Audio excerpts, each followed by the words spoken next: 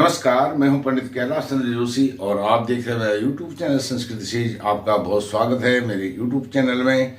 आज आपको बताने जा रहा हूं 6 ऋतुओं का वैज्ञानिक आधार। जो 6 ऋतुएं होती हैं उसका वैज्ञानिक आधार हमारे मनीषियों ने, हमारे पूर्वजों ने, विद्वानों ने किस प्रकार से तय किया है, यह लॉजिक आज आपको समझाने जा रहा हूँ। जो ऋतुएं होती हैं 2 महीने की एक ऋतु होती है, इसलिए 12 महीने हैं। 12 महीनों की 6 ऋतुएं होती हैं। बसंत ऋतु से आरंभ होती है और शिशिर ऋतु पर समाप्त होती है। तो चैत्र वैशाख बसंत ऋतु, यह जो चैत्र वैशाख लिया गया है यह चांद्रमास, वर्ष का पहला चांद्रमास होता है चैत्र चांद्रमास, और वैशाख पहला मास होता है सौर मास का।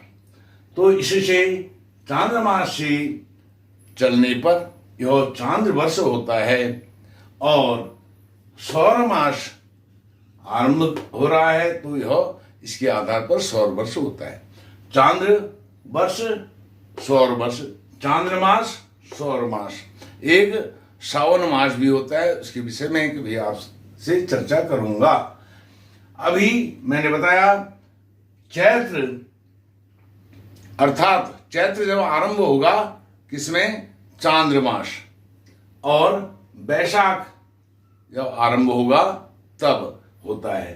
तो यह मीन संक्रांति से लेकर के विषुव संक्रांति के पहले दिन तक, अर्थात चैत्र में जब मीन संक्रांति होगी, सूर्य नारायण भगवान मीन राशि में जाएंगे और उसके मेष राशि के पर्यंत, मीन संक्रांति से मेष राशि पर्यंत वह बसंत ऋतु होगी, अर्थात विषुव संक्रांति के पूर्व दिन तक बसंत ऋतु रहेगी। इसी प्रकार से सबको समझना चाहिए।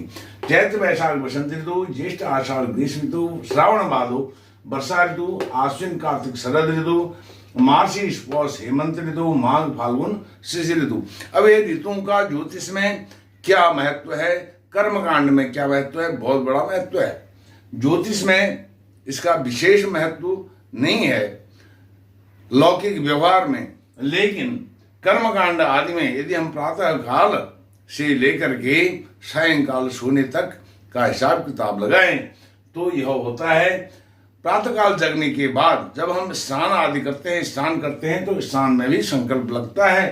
तो उसमें कौन सा वर्ष है, कौन सा मास है, कौन सा दिन है, कौन सी तिथि है, उसके साथ साथ ऋतु कौन सी है, उस ऋतु का भी हम इसमें स्मरण करते हैं, उच्चारण करते हैं, पूरा इसमें डिटेल उसमें देते हैं। तो इस प्रकार से यह 6 ऋतुओं का वैज्ञानिक आधार है।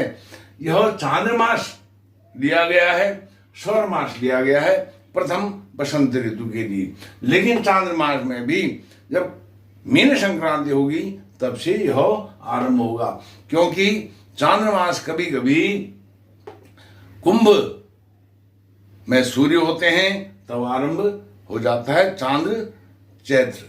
तो इस प्रकार से यह समझना चाहिए। आप इस वीडियो को लाइक कीजिए, शेयर कीजिए, चैनल को सब्सक्राइब करके मुझे सहयोग प्रदान कीजिए। बहुत बहुत धन्यवाद। नमस्कार।